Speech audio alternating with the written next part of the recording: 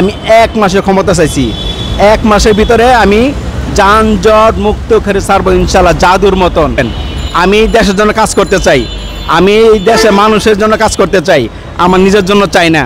আমি এই ব্যাপারে অভিজ্ঞতা আছে, সেই জন্য আমি এই ক্ষমতা চাইতেছি। এক মাসের ক্ষমতা যদি পাই, যানজট মুক্ত করে ছাড়বো ইনশাআল্লাহ। চ্যালেঞ্জ, যে কোনো ব্যাপারে চ্যালেঞ্জ করুক, আমার সাথে কে চ্যালেঞ্জ করবে? এক মাসের ক্ষমতা, এক মাসের ক্ষমতা যদি আমাকে দেয়, তাহলে বাংলাদেশের যানজট মুক্ত করে ছাড়বো ইনশাআল্লাহ।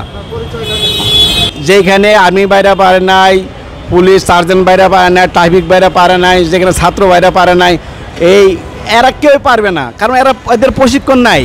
আপনারা খেয়াল করবেন, যেখানে আর্মিরা পারে নাই, যেখানে পুলিশে পারে নাই, যেখানে ছাত্র বাইরাও পারে নাই, সেখানে আমি এক মাসের ক্ষমতা চাইছি। এক মাসের মধ্যে আমি যানজট মুক্ত করে ছাড়বো ইনশাআল্লাহ।